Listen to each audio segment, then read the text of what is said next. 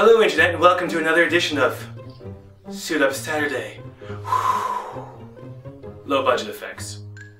So what are we going to talk about today? Well, I'll tell you. Fun, exciting stuff. And before we get into that, first let me say, new suit, because you guys chastised me for it last time. It's not even my suit. This is just, I found this in the closet. The other suit was not big. It was tailored for me because I have a big heart. Plus it was a little big to encompass that. Sometimes I make up things on the spot. I'm sorry.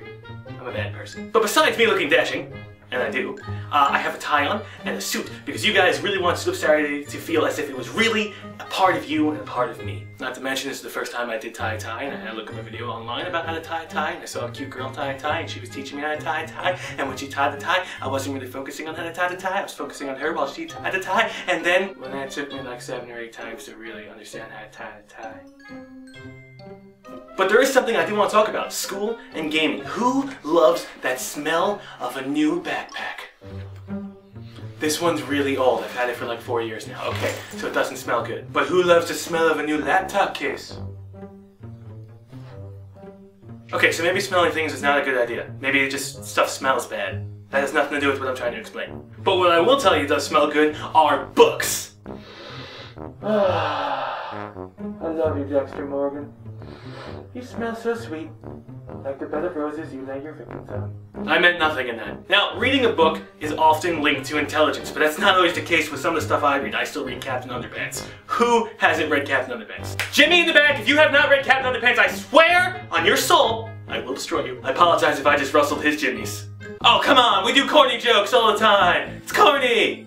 It's corny, come on! What I did want to talk about, since we do have common themes on Suit Up Saturday, is how we can turn one of these into one of these.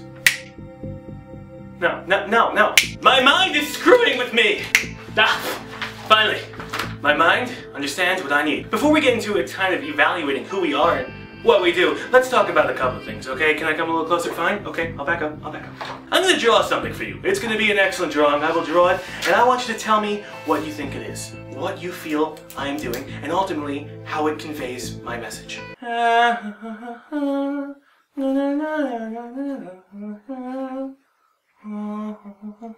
Just a forewarning, I am not a psychiatrist or a psychoanalyst. I am merely a guy on the internet. We will proceed with the picture. I'm about to show you the picture. I need you to tell me what you see.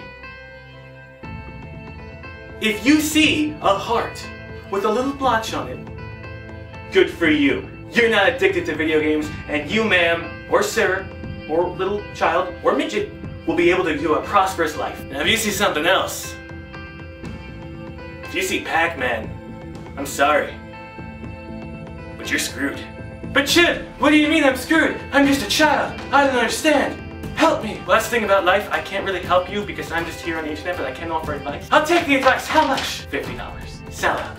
So what does that mean, and what happens if you saw Pac-Man? Does that even mean anything, or am I just drawing things? Frankly, I'm drawing things. But secondly, that could essentially mean something, and it means something to me. Back when I was in the 4th grade, I had a PlayStation 1. And I was king of the crew. King of the crew? I'm not like some kind of rapper. Unless I'm a candy rapper, because I love sweets. Like you. But let's say I was king of the crew. I had a PlayStation 1, and I had Spider-Man. Spider-Man for the PlayStation 1. That wasn't the movie knockoff, although Spider-Man 2, the new movie knockoff, was good.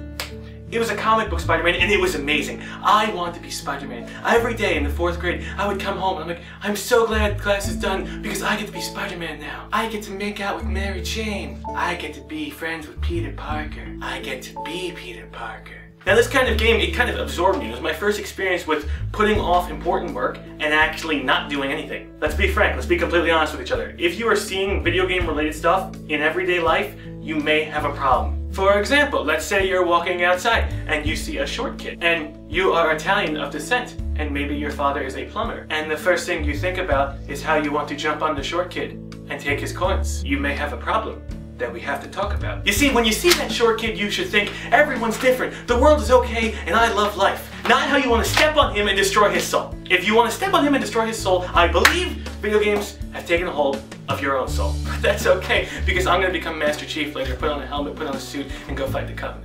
But what does that mean? That means maybe your personality is that of an addictive personality type. Maybe you can't get enough of something, and thus you're seeing it in other things. Everywhere you go, you start seeing things that are related to video games. Kind of like that Wreck-It Ralph movie where everything was a nostalgia. Oh, we talked about nostalgia last. Where everything had a connection to your past and everything meant something. It was all part of your gaming culture. There's nothing wrong with loving gaming culture and being a part of it, but sometimes you have to separate gaming from working. And right now, school may be your only work. You may think, chill, I do school work all the time. I excel in all of my classes. Well, good for you, buddy. Good for you, Jack. But not everyone can do that. You know, not everyone can be like us, you know, study for 10 minutes and ace the programs. Okay, that only happened like once. If you study for 10-15 minutes, good on you, but I need to study for longer than that. I am not a sponge. I am merely a man in a suit. Note, I still call myself a boy even though I'm 21. It's really hard to call yourself a man. Unless you're gonna man the hell up. So what we're talking about, oh yes, paper. So what does it even mean? Well, it can kind of determine what you need to do in life and how you should prioritize things. If you see video games in everything, and if you start to have an addiction to something, you realize you need to cut it out almost fast because it will allow other things to get suppressed. If you suppress important things, that's when bad things start to happen. And it takes a while for you to realize that. Take addiction to World of Warcraft. My grades significantly dropped in the 10th grade when I started playing World of Warcraft. Coincidence?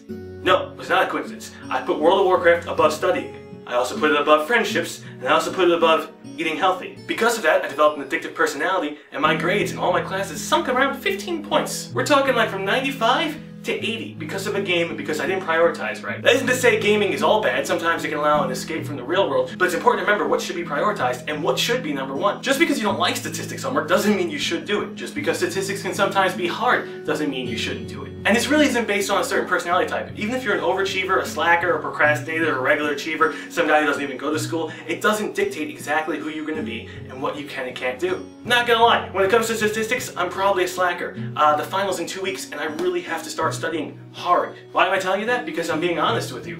Statistics is sometimes a difficult class. Difficult things we put off for a while. Difficult things we'd rather put on the backslide and deal with it later. That's not good, and it's not bad. But you have to realize, sooner or later, it's going to come to show its ugly head, and you have to be ready for it, this time in the form of a final. Heck, I know right after this video, I'm going to start studying for this. Well, after I edit it, after I upload it, after I eat some dinner, I will study for this because it's important we do prioritize things. That doesn't mean you can't have fun. Having fun and doing work are two completely different things. I'm sure you realize that, but it's important to remember sometimes making a list is the best option you can ever do. Chip, I already make lists, and lists don't help me. Sometimes making a list is the best thing you can do. Hey Chip, are you hard of hearing? I just said I make a list. Sometimes making a list is the best thing you can do. Okay. I mean that in all seriousness. For me, and this is how I feel, you make a list and you jot down everything you have to do. And I mean everything. You have to take a poop later? You write down you have to take a poop. You get it down by the minute. If you have everything listed out, you can then start to bunch things up, take out things that are easy, and begin to work down the list. Now I will say what determines your personality, maybe not your personality, that's a pretty broad generalization and probably wrong, but what I will say determines your type of work ethic is how you order that list. If you throw everything hard to the top, so if you put statistics all the way at the top and put marketing strategy down on the bottom, you probably have the personality type of a go-getter and achiever and you want to knock out the hardest stuff first, which is great. But even if you do the reverse order, you put marketing strategy at the top and you take out the easier stuff first and then you go get the statistics later. There's nothing wrong with that. I would feel as if that's allowing your mind to be able to grasp things. Maybe you don't like having to deal with a lot of stress and maybe you get an anxiety from having a full list of things to do. So if you have 10 things to do and you knock out 9 easy ones and save the hard one, maybe that works better for you. You feel like I can then focus all my efforts on the harder one. Me personally, I like to make lists and rank them from easiest to hardest, knock out all the easiest first, because I don't like when things intimidate me. Hey, you wanna fight? No, I just said I don't like when things intimidate me. We're not talking about physical intimidation, we're talking about mental intimidation. Sometimes that's worse than physical intimidation. If you feel as if you have 10 things to do, you feel cornered, you feel trapped. I can't be the only one who's ever felt like that where they just want to crawl up on the bed and cry. I can't believe I just said that on the internet. Like I said, I can't be the only one who's ever felt like that. And sometimes that's because of an overwhelming feeling. Sometimes that's because you decided to play games and not work. So if we are going to work and we are going to be effective, we have to realize making a list and jotting everything down is probably the most important thing we can do. After that, ranking the list depends on your own personality. But gaming should not be on that list. Gaming is a hobby. Playing sports is a hobby. Biking with friends is a hobby. Hobbies should be on the bottom of the list no matter what. But let's say the monster of gaming has really gotten a hold on you. Let's say it's not allowing you to do anything because you are really addicted to it. It's not bad to seek help. Should I'm not seeing a therapist for gaming. That's not what I meant. I meant seek help from your peers, from your friends, from your family. If you think you can't get something done, that old motto, just turn it off for the time being. Do it. Turn it off. If I need to get work done, I need to study, I turn off the computer. I know if I have the computer on, well, I'm going to be on Twitter, I'm going to be on YouTube, I'm going to be on Facebook, I'm going to be on lots of things. Work is not going to get done. So if you don't think you have the willpower to be able to actually get something done and be able to focus, turn off everything. It doesn't hurt, there's nothing wrong with that. That's actually respected. The fact that you know what your weakness is, you're able to counter that and then work through it. That's a good motto. Work through your weakness, don't let your weakness work through you. That kind of means, like, you know, if there's a cake, you eat the cake, don't let the cake eat you. You work through the cake, not work through you. Like I said, we're pretty smart. But no, those are two important things that should definitely come into play. 1, make a list. 2, turn off everything else. And 3, try and have an interest in it. I can't tell you how many times a class in college has bored me, only because I was not really interested in it. Not everything is going to be enlightening, not everything is going to interest you, not everything is going to grab your attention. But if you look for the little details in something, it could grab your attention and you could relate to it. Relating to something always makes something else more interesting. I promise you that. If you're going to be like, well, this will not help me in life, this will do nothing for me in life, this will probably kill me in life, that's a skydiving. But if you take that attitude, then you're never going to relate to something, you're going to hate it all the way through. I had a professor tell me once that in order to be able to like something, you have to try it at least 10 times. Of course, this was pertaining to food, but I feel like it can pertain to other things. That if you don't like Brussels sprouts, and you hate them, have 10 Brussels sprouts, and by the 10th one, after eating it, you'll hopefully have an affinity for it. And if you don't have an affinity for it, you at least won't have a disgust for it. That isn't to say you're not going to throw up through 1 through 9. But by the 10th one, you should be good. I know that I have not tried this yet. I don't like Brussels sprouts and I don't plan on liking Brussels sprouts. But I can understand and respect what she was saying.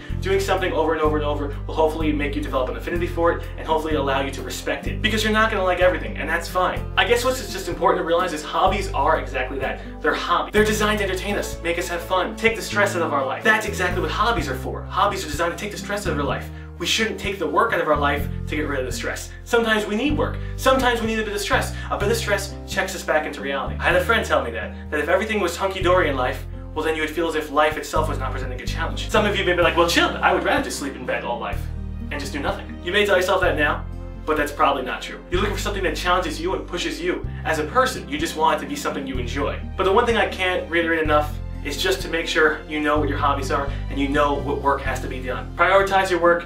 Make sure you understand it, and make sure that it isn't going to be something that's going to make you slack off. And then the greatest thing about that, after doing all the work and feeling good, you get to play the games, and you get to enjoy yourself, and you get to have fun. Isn't that a lot better than having all the fun beforehand and then working?